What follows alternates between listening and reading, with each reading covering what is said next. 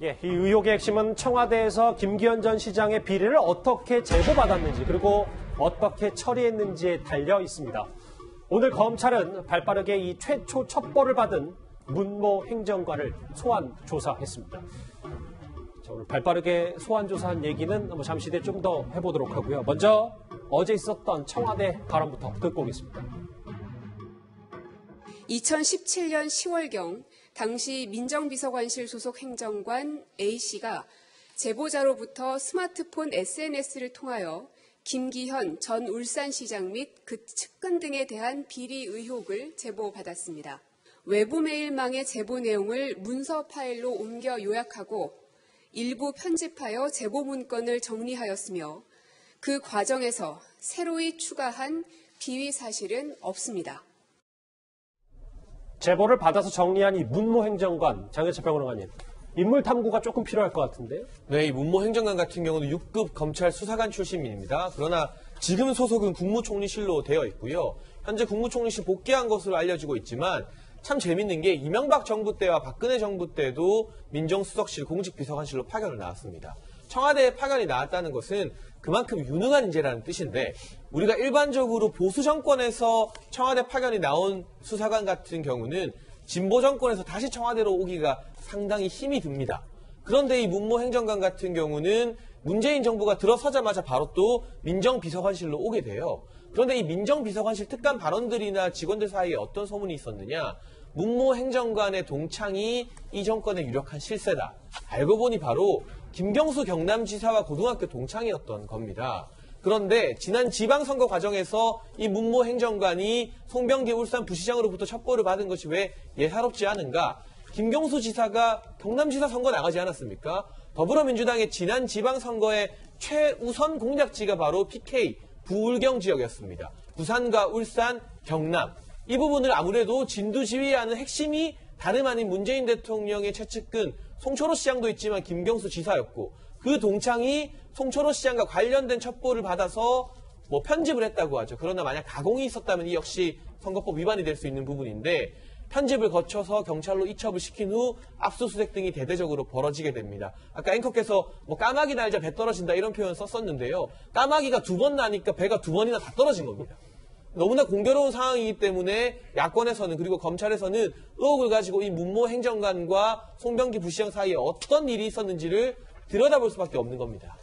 자, 어제 고민정 대변인은 이 자체 조사 결과를 긴급히 발표하면서 첩보를 받은 이 행정관에 대해서 아리송하게 설명했었습니다. 같이 들어보실까요? 조사 결과 경찰 출신이거나 특감 반원이 아닌 행정관이 외부에서 제보된 내용을 일부 편집하여 요약 정리한 사실을 확인했습니다. 김종욱 교수님, 저 말이 틀린 건 없어요. 그런데 아까 최초 제보자를 청와대가 제대로 밝히지 않은 것도 그렇고 이 문모 행정관에 대해서도 확실히 언급을 어제 청와대가 하지 않았었습니다. 저는 청와대가 제가 볼 때는 무엇이 무슨 문제가 있는 것 같아요. 상황 자체가. 저는 저 설명한다고 별 문제가 있는 게 아니라는 생각이 분명히 드는 건데요. 아마도 다양한 고려를 하는 것 같은데 이게 잠깐 말씀하셨지만 이 모 행정관 같은 경우가 소위 이 정권의 가장 핵심적인 실세인 김경수 경남지사와 동문 관계에 있다? 이런 것들이 고려되지 않았을까라는 생각도 할 수밖에 없는 상황인 거고요. 그리고 제가 볼 때는요, 이 모 행정관이 민심 동향을 파악할 수 있다고 봐요. 왜냐하면 민정비서관실에서 하는 게 뭐냐면 국정 관련 여론 수렴하고 민심을 동향을 파악하는 거기 때문에 아마 그런 차원에서 예를 들면 감찰반이라 이런 얘기들을 안 했던 것 같고요. 또 그래서 민심 동향을 파악할 수 있는데 더 문제는 뭐냐면 왜 이렇게 파악된 동향을 가지고 이첩을 해서 예를 들면 수사를 하게 했는가에 대한 의도성 문제라는 생각이 들거든요. 저는 이 문제와 관련해서 청와대가 설명을 할 수 없는 상황이 벌어지게 되니까 이런 일이 벌어지는 것 같아요. 저는 그래서 지금 청와대가 정확하게 제가 볼 때 컨트롤 타워가 없다. 그래서 세 가지 원칙을 지켜야 된다는 생각이 드는 거예요. 하나는 뭐냐면 시간을 되돌릴 수 없다는 거예요. 이미 벌어진 일이 분명히 있다는 생각이 드는 거고 벌어진 일과 관련해서 상당히 많은 부분들에 대해서 사실 설명을 안 하기 때문에 계속 예를 들면 쌍방이 엇갈리는 내용들이 나온다는 거고요. 두 번째는 뭐냐면 사태는 되게 엄중하다는 거예요. 왜냐하면 이 문제는 아시겠지만 청와대가 공직선거에 개입했다는 의혹을 받는 거예요. 그다음에 권한을 남용한 거예요. 직권을 남용한 거예요. 전 그런 측면들이 분명히 있기 때문에 이 문제와 관련해서 이제 진실을 얘기해야 된다. 청와대가. 제가부터 진실을 얘기하지 않으려고 하다 보니까 예. 다양한 내용들을 섞을 수밖에 없게 되는 거고 섞은 내용들이 계속 반복적으로 예를 들면 상충되기 때문에 문제가 발생하는 거여서 전 청와대가 정확하게 진실을 밝히는 작업들을 해야 된다는 생각이 드는 거고요. 그래서 애매모호하게 설명할 필요가 없다는 생각이 드는 거예요. 알겠습니다. 정확히 이름도 다 얘기를 하고 예. 사실 다 얘기를 해서 군대의 의혹들을 빨리빨리 해소해 주는 게 좀 낫다는 생각이 드는 거예요. 자, 첩보를 건네받은 문무 행정관에 좀 더 집중해 볼게요. 김태현 변호사님. 저하고 화면 같이 보실게요. 아까 김 변호사님이 검찰의 조사 가운데 첫 번째 질문, 먼저 울산 농영 물었냐라고 이 행정관한테 물을 건데 저는 이 부분이 더 주목해 볼 만한 것 같아요. 그러니까 어디까지 편집하고 뭘 넣고 뭘 뺐는지 이 부분일 겁니다. 그러니까 그거예요. 이제 질문 저 세 개를 지금 우리가 잡았잖아요, 제작진이. 예. 앞에 거 두 개를 가지고 세 번째 거 판단하는 거 쉽게 말씀드리면 그죠? 예, 그러면 근데 문제는 이제 검찰이 알아낼 수 있는 것들은 이미 다 알아냈을 건데 어디까지 편집해나 중요하죠. 근데 저거는 이거예요. 지금 그러면 예를 들면은 저 문무영 장관이 작성해서 민정비서관 통해서 반부패 비서관 통해서 경찰로 내려갔다는 거잖아요. 그 문건의 원본은 검찰이 확보하고 있는 걸로 보여요. 언론 보도를 종합을 해보면 예. 뭐 경찰청 통해 가지고 뭐 제출을 받았든 압수를 했든 어쨌든 지금 보도 나오는 거 보면 검찰이 청와대에서 경찰로 넘어간 문서의 원본은 지금 확보한 것 같습니다. 그건 사실은 경찰청 통해서 쉽게 구할 수 있는 것이거든요. 이미 제출 안 하고 압수수색하면 되는 거죠.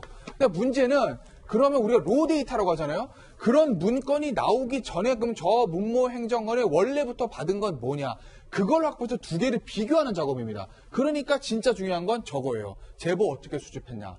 그래서 만약에 야 당신이 그러면은 SNS든 뭐 전화든 당신이 받아서 처음에 들은 그 초안 가져와봐 라고 했는데 그 초안이 민정비서관 반부비서관 통해서 경찰청으로 내려간 그 문건과 대조해 봤을 때 동일한 문건으로 볼 수 있을 정도로 내용이 거의 동일하다.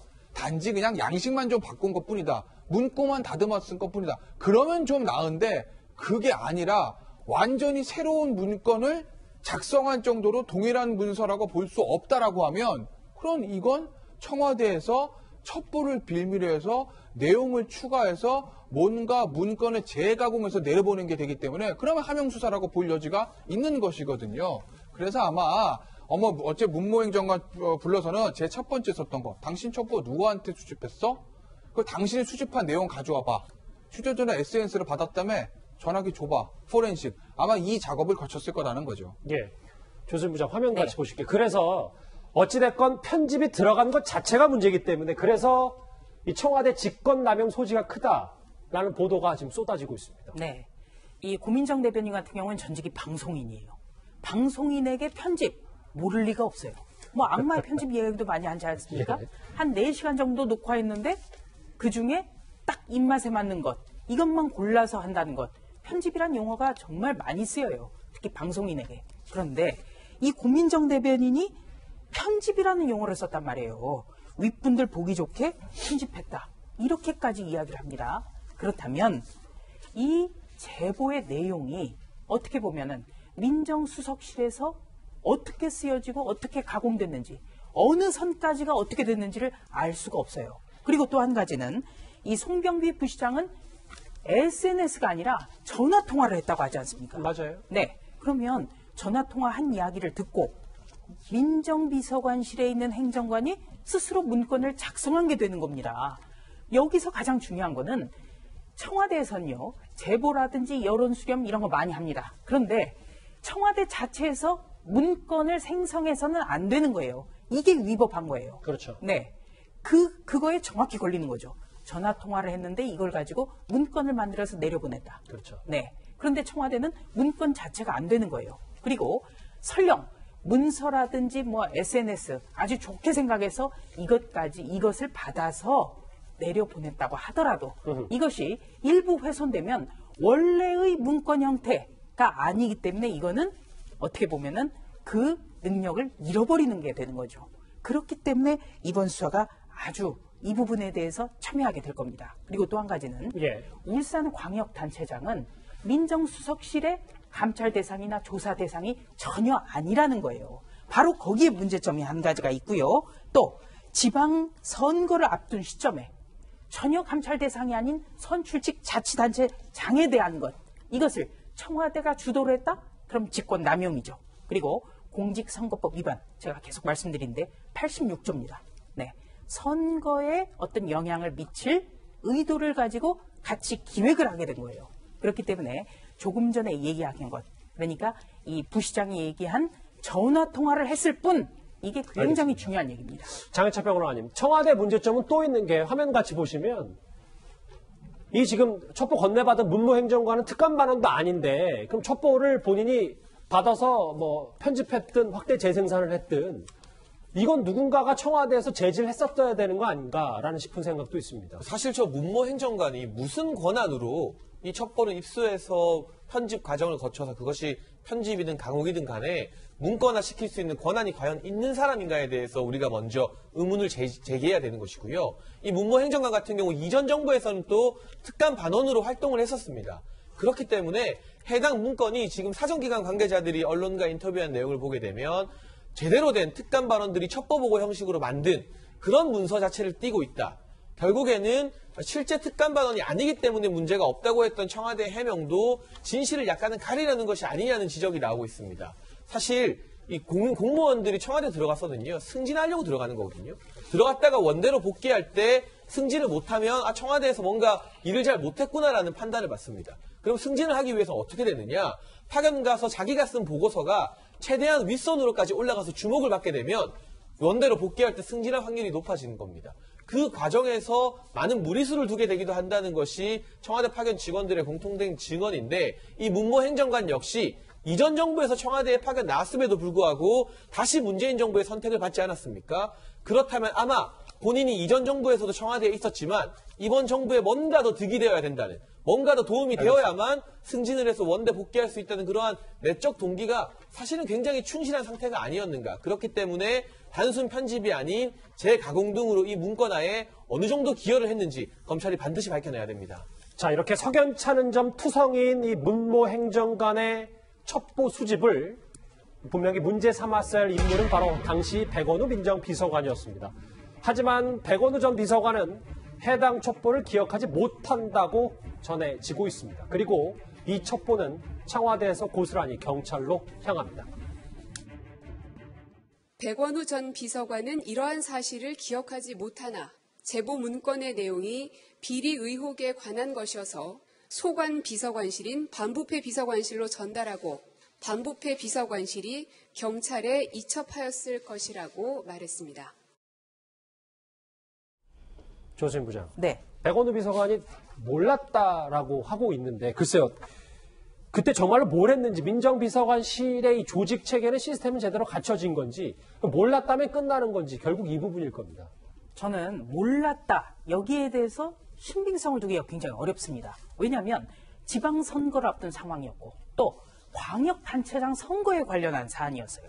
거기다가 울산의 야권 후보는 문재인 대통령이 저 사람 당선되는 게 내 소원이다. 이렇게까지 이야기를 했어요.